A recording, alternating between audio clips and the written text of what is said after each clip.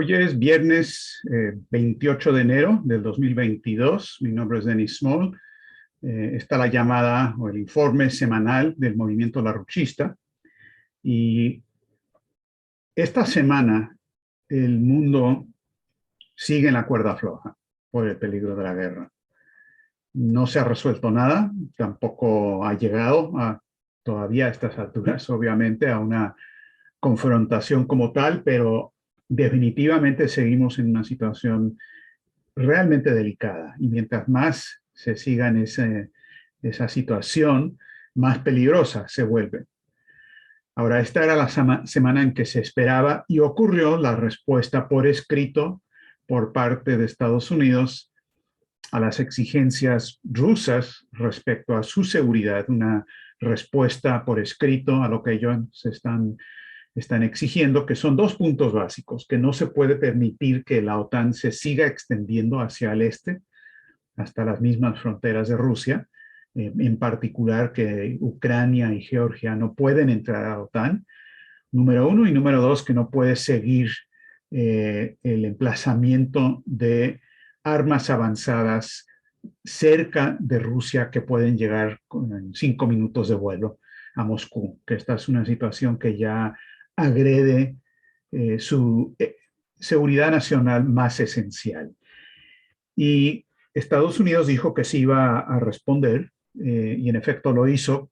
La semana pasada, cuando pronosticamos que entre la promesa de la respuesta escrita y cuando lo iban a entregar, iban a haber una serie de provocaciones por parte de los británicos, y ha habido eso y más, como ahorita vamos a explicar. Pero básicamente la respuesta que Blinken envió a Rusia no responde a las preocupaciones centrales de Rusia. Esto lo dijo Lavrov.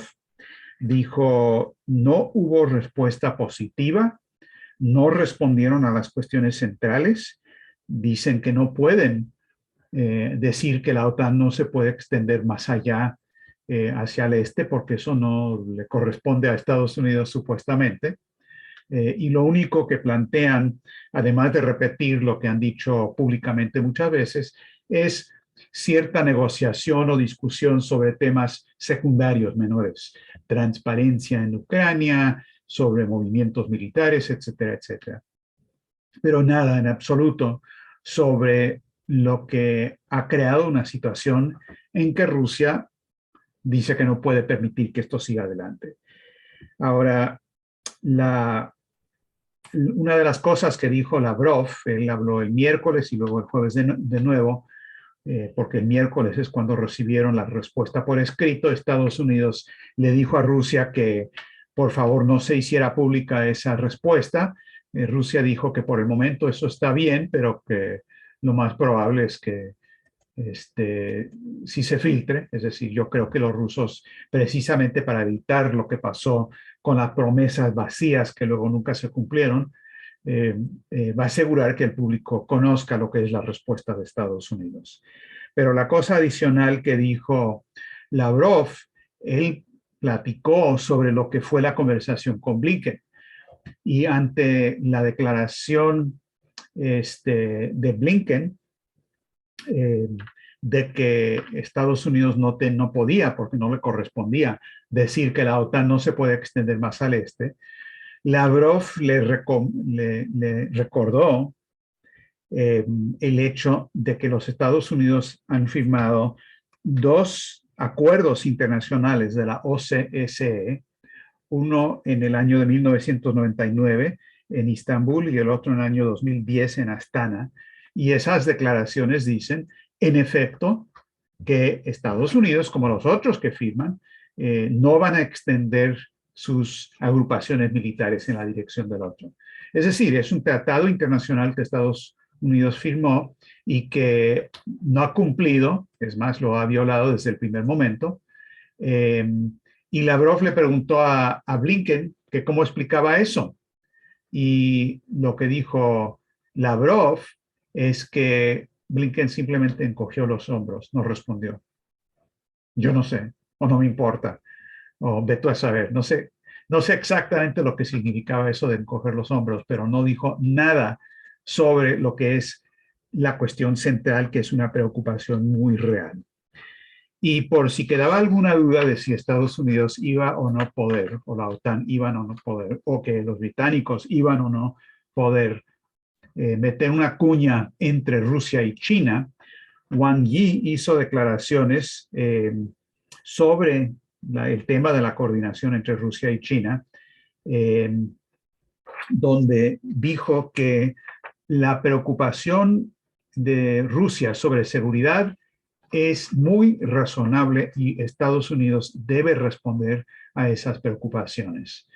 Esto fue antes de la respuesta escrita. Y luego el portavoz de la Cancillería de China, Xiao Lijian, dijo lo siguiente: no existe ningún límite superior, ningún techo a la confianza mutua entre China y Rusia. No hay zona prohibida de nuestra cooperación estratégica. No existe límite sobre respecto a hasta dónde puede llegar nuestra amistad de larga data. Dijo, la relación China-Rusia es un modelo del nuevo tipo de relaciones internacionales en el sentido verdadero. No nos interesa y no vamos a crear llamadas alianzas y grupúsculos pequeños que se unen en base a intereses egoístas con el aspecto mental de la Guerra Fría y que piensan en términos de binomios de manera binaria, de ver que algunos son amigos y los otros son enemigos y ahí hasta ahí nada más.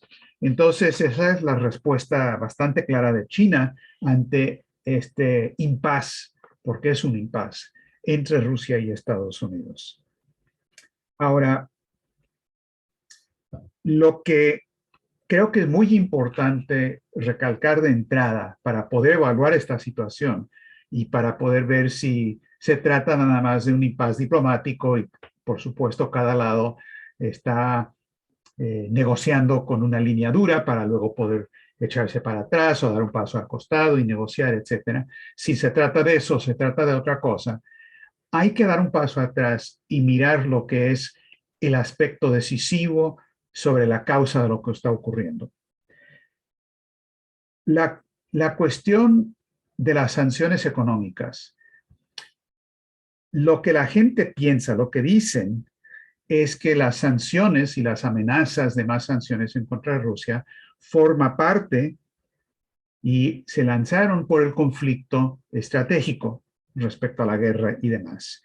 Es decir, que lo que está motivando esta confrontación en lo económico es la crisis estratégica y militar.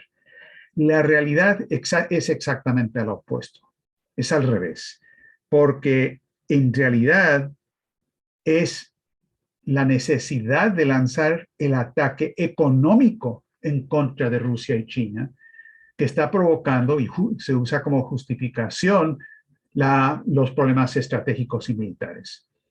Es decir, es una provocación intencional porque el objetivo es el ataque económico a Rusia y a China y hacerlos desaparecer por completo. Ahora, en ese sentido, es importante mencionar lo que dijeron el martes dos funcionarios de alto nivel del gobierno de Biden, donde hablaron un día antes de que se diera la respuesta, pero por escrito, y hablaron de lo siguiente. Y por cierto, yo creo que esta es una noticia que se desconoce y donde sí se conoce, se ha subestimado la importancia de esto. En cierto sentido, yo creo que esta declaración es la clave de todo lo que ha pasado estas semanas. Entonces, estos funcionarios dieron un informe off the record ante muchos periodistas y dijeron que querían elaborar sobre las medidas increíblemente potentes, dijeron, que Estados Unidos está planeando junto con sus aliados para imponer, entre comillas, costos económicos severos en contra de Rusia y en contra del pueblo ruso. Y también detallaron la planificación de contingencia que se está realizando para lograr que Europa, si es que se lanzan estos ataques económicos, no quede destruido por las mismas medidas. Dijeron, y estas son citas textuales de altos funcionarios del gobierno de Biden, dijeron, la manera gradual de orientar las cosas es una cosa del pasado y ya no lo vamos a aplicar. Esta vez vamos a empezar desde arriba, en el punto de escalar, vamos a empezar al máximo y nos vamos a quedar ahí. Estas medidas, dijeron, ya están provocando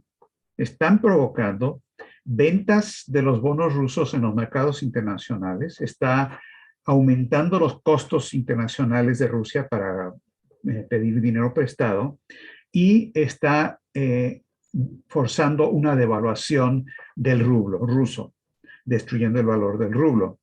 Eso simplemente por hablar, dijeron, de sanciones con consecuencias masivas. Dijeron, cita textual, lo que tenemos que hacer es golpear las ambiciones estratégicas de Putin para industrializar a su economía. Tenemos que golpear eso muy fuerte, dijeron. Tenemos que socavar las aspiraciones de Putin que tiene él para ejercer influencia en el escenario mundial. Hay que imponer, dijeron, controles de exportaciones de Estados Unidos hacia Rusia para negarles acceso a las tecnologías que son decisivas para sus propias ambiciones para desarrollar capacidades de alta tecnología en los sectores aeroespaciales y de defensa, en láseres y sensores y en aspectos marítimos, inteligencia artificial, robótica, quantum, etc. Dijeron, estamos dispuestos a trabajar con cualquier país que sea para negarle a Rusia los inputs, los insumos que necesitan para diversificar su propia economía. Porque con todo esto, esto va a conducir a que se atrofie la capacidad productiva de Rusia después de cierto tiempo. Dijeron que Europa en este momento depende de suministro de gas natural de Rusia y es una dependencia que les preocupa a estos guerrilleros económicos. Lo que tenemos que hacer, dijeron, es tomar control de cualquier flujo de suministros de gas natural en todo el mundo, Medio Oriente, Norte de África, etcétera, y canalizarlo hacia Europa para que ellos se puedan defender si es que Rusia corta el suministro de gas natural. Y que todo esté listo, dijeron los dos señores, para cuando nosotros decidamos apretar el gatillo. Es una cita. Cuando vamos a apretar el gatillo. Ahora, también hubo un comentario sobre esto del lado de Rusia, porque otra de las amenazas ha sido la de quitar a Rusia del acuerdo SWIFT, es decir, del sistema de comunicaciones bancarias para las transacciones financieras. Nikolai Suravlev, que es el vicepresidente de la Cámara Alta, es decir, del Senado de Rusia, el Consejo de la Federación, bueno, hay que preguntarnos, dijo, ¿cómo van a poderse manejar los países europeos sin el suministro de productos rusos? Petróleo, gas natural, metales y otros, cuando no pueden comprar eso si es que se saca a Rusia de SWIFT. Es decir, es todo un plan, es toda una estrategia de guerra económica total, la misma que se ha declarado que se tiene que librar en contra de China. Y ese es el motivo, no es la consecuencia de los problemas estratégicos, es el motivo, lo que realmente están buscando, eso es lo que tienen que imponer por el desplome de la situación económica. Por lo tanto, no hay solución que sea nada más una solución diplomática o estratégica o militar. Tiene que ser una solución económica, si no se resuelve este problema de fondo de un sistema que se está desplomando y que está tratando de defenderse, destruyendo a Rusia y a China. Si no se hace eso, no hay solución. Por eso estamos en la cuerda floja. Por eso no es una situación nada más de que se está negociando duro. Y en ese sentido, la evaluación central la dio Helga Sepp-LaRouche en un mensaje, un discurso de honor que fue invitada a dar a el 66 aniversario de el Partido Demócrata Cristiano del Perú. Fue invitada a presentar un discurso que lo hizo con una videoconferencia que se dobló al español y luego ella participó en vivo con un intercambio de preguntas y respuestas y discusión. Pero en el discurso grabado, que ya lo pueden encontrar en la página de resumen, dijo lo siguiente en ese discurso: la verdadera causa detrás de la crisis geopolítica es que la crisis sistémica del sistema neoliberal ha llegado a un punto crítico. Mi finado esposo Lyndon LaRouche hizo un pronóstico hace 50 años, en 1971, cuando el presidente Nixon desacopló al dólar del oro y reemplazó los tipos de cambio fijos con tipos flotantes. Mi esposo dijo en ese momento que si el mundo sigue en esa trayectoria del monetarismo, tarde o temprano enfrentaría el peligro de una nueva depresión económica, un nuevo fascismo y hasta el peligro de una nueva guerra mundial, a no ser que un nuevo sistema financiero y un nuevo sistema de crédito se establezca con un nuevo orden económico mundial justo. Y eso es lo que está pasando. Esto es exactamente lo que estamos viendo. La crisis se refleja en varios sentidos. Eso todavía no se ha, la crisis económica, todavía no se ha desatado como una gran explosión financiera termonuclear que sí va a ocurrir, pero ya hay muchos indicios. Se reunió la Comisión de Mercado Abierto de la Reserva Federal esta semana, su reunión mensual. Siguen reduciendo el nivel de emisión cuantitativa, es decir, no le están suministrando tanto alcance especulativo como antes, y siguen hablando de que van a aumentar las tasas de interés empezando en marzo, 3 o 4 veces al año. Pero la amenaza de aumentar las tasas de interés ya está produciendo aumentos de tasas de interés secundarios y está creando problemas, en particular en los países llamados emergentes, es decir, el sector en desarrollo, que están empezando a vivir una situación de flujos financieros que salen de sus países y de regreso a lugares más seguros, es decir, a Estados Unidos. Esto va a causar una situación de insolvencia y de imposibilidad de hacer pagos y de bancarrotas, incumplimientos muy significativos. El HSBC, el Banco de Hong Kong y Shanghai, también conocido como el Banco Central del Narcotráfico Internacional, como lo ha sido por décadas, publicaron un informe hablando de los 4 países frágiles ante esta situación de los flujos financieros por los aumentos de las tasas de interés. Es decir, un acarreo de fondos a la inversa. Y los 4 países frágiles y vulnerables, según HSBC, son Brasil, México, Sudáfrica e Indonesia.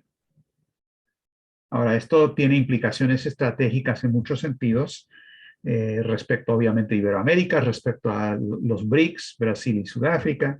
Los 4 países son muy grandes en población, en economía y demás, pero están en la mira.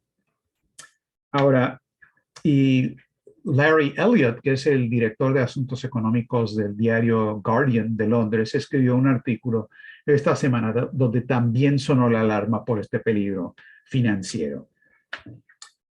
Ahora, habíamos pronosticado que con el anuncio de la carta que iban a entregar a los rusos en esta semana, los británicos se iban a mover como locos para sabotear eso, para que o nos enviaran un mensaje o para que el contenido fuera una renovada provocación. Y eso es lo último, es lo que pasó. Pero las provocaciones realmente han sido muchas y en el área militar, en el área de economía, en el área de operaciones psicológicas, guerra psicológica, En el área militar, Biden anunció que estaba poniendo a 8.500 soldados en alerta para enviarlos a Europa Oriental en cualquier momento para formar parte de una nueva fuerza de la OTAN de hasta 50.000 o 60.000 tropas. No es que los estén enviando a Ucrania, es más, Biden ha dicho no van para Ucrania, pero los van a enviar en la pura frontera del este de Europa, frontera con Ucrania. Eh, Kiev, el gobierno ucraniano en Kiev, a su vez está recibiendo envíos militares de Estados Unidos. 3 llegaron esta semana, armas sofisticadas, no nucleares que sepamos, pero sofisticadas.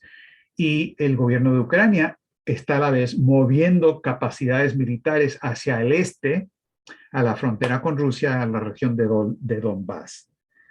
Eh, Luego también España se ha sumado a este esfuerzo. Jaime nos estaba contando algo de esto la semana pasada, pero ya hay todo un escándalo en España por el hecho de que España envió naves con el sistema Aegis, que los hace, es un sistema antimisilístico, que los hace inmediatamente blancos cuando, si es que estalla la guerra, etcétera, etcétera.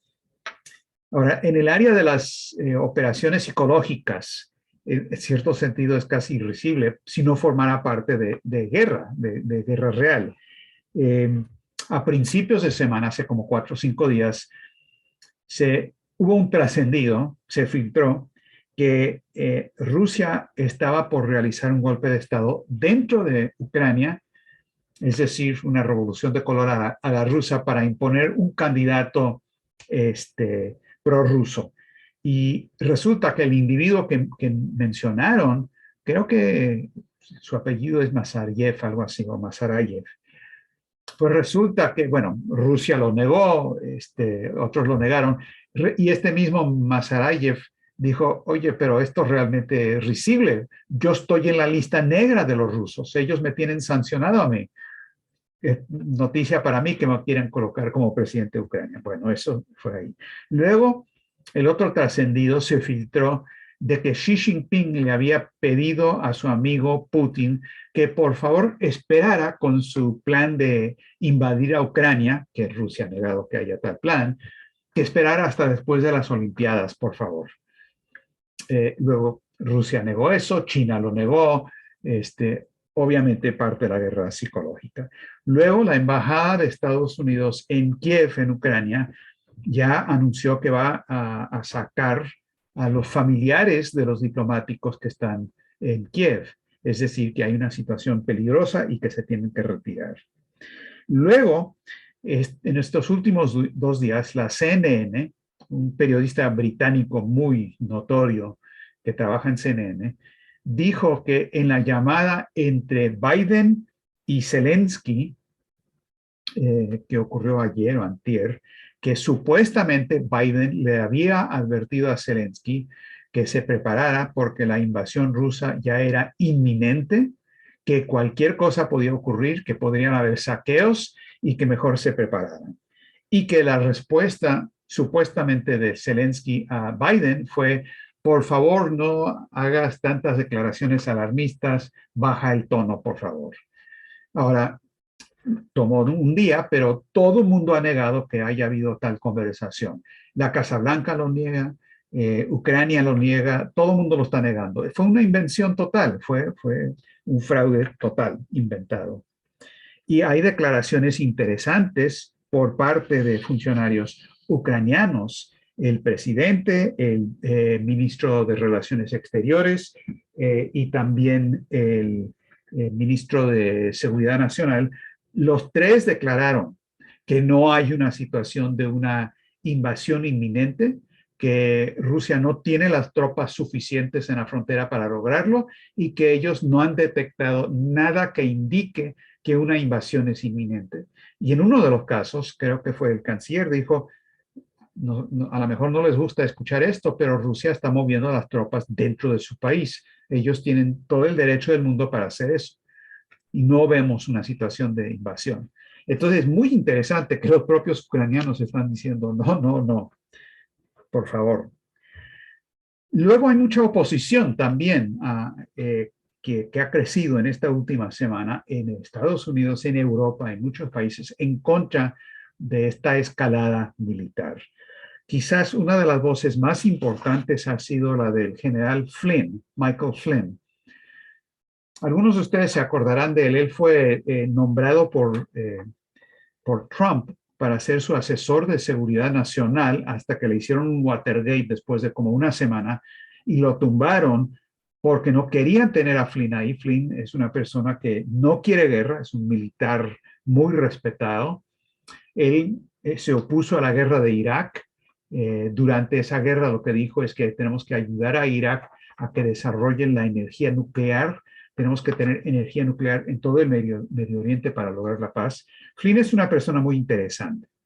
Entonces, él hizo declaraciones esta semana donde dijo, la retórica respecto al conflicto de Ucrania está fuera de control. Por ejemplo, las declaraciones del senador Roger Wicker de que no excluimos el primer uso de armas nucleares, dijo, es una locura total. Esta retórica de un primer uso nuclear de armas nucleares no solamente es extremadamente peligroso, pero estos tipos de declaraciones imbéciles también amenazan la estabilidad del mundo entero. Flynn también dijo que si se acepta a Ucrania dentro de la OTAN, Rusia tendría misiles nucleares colocadas literalmente en su frontera. Y eso está más cerca a Rusia que Cuba está a Estados Unidos. Y recalcó lo que nosotros y otros hemos dicho, que esto es una crisis de los misiles cubanos a la inversa. Y lo que hizo Kennedy no es diferente a lo que ahora está haciendo Putin. Entonces terminó Flynn diciendo, los acontecimientos de octubre de 1962 nos hacen recordar que hay grandes principios que gobiernan cómo las grandes naciones se tienen que tratar el uno al otro para preservar la paz. En Europa, Biden insiste que hay unidad total. No hay unidad total. Alemania no está dando ayuda militar, está dando dinero a Ucrania, están en contra de ayuda militar. Lo único que han dado es que han dado cascos para la gente, no quieren enviar armas. También hay oposición dentro de grupos empresariales de Alemania y de Italia. En Francia, Macron hoy habló por teléfono con Putin. No tengo un informe sobre eso todavía. En Alemania salió una declaración de 50 expertos en seguridad, miembros de los gabinetes y demás, apelando al gobierno de Alemania para que no se meta en la crisis ucraniana, porque ellos saben que tienen una diana pintada en Alemania porque están las armas nucleares ahí, si es que estalla cualquier cosa. Croacia proclamó que no quiere tener nada que ver con la confrontación con Ucrania, y en España hay manifestaciones muy significativas en contra de la guerra. La gente que se está manifestando es un poco de todo. La gente de Podemos, gente de izquierda, y uno puede no estar de acuerdo con ellos en muchas cosas como no lo estamos, pero hay fermento popular en contra de que España se meta a esta confrontación militar. Ahora, Helga a principios de esta semana hizo un llamado a que se organice un verdadero movimiento antiguerra en Occidente, especialmente en Estados Unidos. Y precisó que un verdadero movimiento antiguerra no hace simplemente declaraciones, estamos en contra de la guerra, las armas nucleares. Tiene que hacer dos cosas. Primero, tiene que explicar quién está detrás y por qué están detrás de las provocaciones de guerra. Y ese es el asunto económico que he recalcado en toda esta discusión. Y eso muy poca gente lo entiende. Es más, yo creo que nada más eso viene del movimiento de LaRouche, y cualquier comprensión que exista en otros lados tiene que ver con lo que LaRouche ha dicho por 40 o 50 años. El segundo punto fundamental programático de tal movimiento antiguerra mundial es que tiene que proponer una solución. Y la solución no es la no guerra, tiene que establecer los verdaderos fundamentos para la paz. Y eso recae en el asunto del desarrollo de la economía en bases totalmente diferentes al sistema caduco actual. Y en ese sentido, dos cosas. Primero, la reunión que ocurrió y la declaración de adherencia que emitió el Partido Demócrata Cristiano o de la Democracia Cristiana del Perú respecto al Instituto Schiller, que también está en la página de resumen, lo dejo para que lo lean ustedes mismos. Es muy importante porque es exactamente el tipo de Frente Unido desde diferentes puntos de vista, pero de agrupaciones que comparten la misma orientación filosófica, como Nicolás de Cusa, como ellos dicen, programática y demás. Y eso es fundamental, extender eso, dijo Helga, a todo el mundo. Lo que pasó en Perú debe ser simplemente el inicio de cosas que pasan en todos los países respecto a lo que representa Lyndon LaRouche y el Instituto Schiller. Y el último punto que quiero señalar, y con esto termino, es que me quiero remontar a 1984 y a un escrito muy importante de Lyndon LaRouche. Esto es un poco después de que Reagan adoptase la iniciativa de defensa estratégica de LaRouche en marzo, el 23 de marzo de 1983. LaRouche plantea un borrador de un memorándum de entendimiento entre los Estados Unidos de Norteamérica y la Unión Soviética, que es lo que era. Y esto lo estoy leyendo no solamente para que tengan una idea de lo que LaRouche ha estado diciendo por 40 años, sino del concepto mismo que se aplica a la situación de hoy. Dijo lo siguiente, y empieza así, artículo 1, condiciones generales de paz. Los cimientos políticos de la paz duradera deben ser a. La soberanía incondicional de cada uno y todos los estados nacionales. Y b. La cooperación entre los estados nacionales soberanos a fin de crear oportunidades ilimitadas de participación general en los beneficios del progreso técnico para provecho de todos y cada uno de ellos. La aplicación de esta política de paz duradera impone, por encima de todo, modificar profundamente las relaciones monetarias, económicas y políticas que imperan entre las potencias dominantes y las naciones relativamente subordinadas, a menudo catalogadas como naciones en desarrollo. No habrá paz duradera en este planeta si no remediamos progresivamente las injusticias que subsisten como consecuencia del colonialismo moderno. En la medida en que los Estados Unidos y la Unión Soviética reconozcan que el cultivo de las facultades productivas de los trabajadores de todo el planeta es interés estratégico vital de ambas potencias, las dos estarán unidas por un interés común. Esta es la esencia del curso de acción política y económica indispensable para fomentar la paz duradera entre las dos potencias. Cierra comillas. Y ese es el inicio de un documento estratégico que orientó y guió esa fase donde LaRouche buscó y casi logró la unidad entre la Unión Soviética con esta orientación de la Iniciativa de Defensa Estratégica y un Estados Unidos orientado de manera afín a las políticas de los padres fundadores del país. Estamos en un momento parecido ahora. El Instituto Schiller está en ese mismo tipo de situación y les puedo adelantar que en las próximas 2 semanas vamos a tener algo internacional de actividades nuestras junto con otras organizaciones de países muy importantes donde se va a ver expresada este mismo principio que les acabo de indicar en este informe de hoy.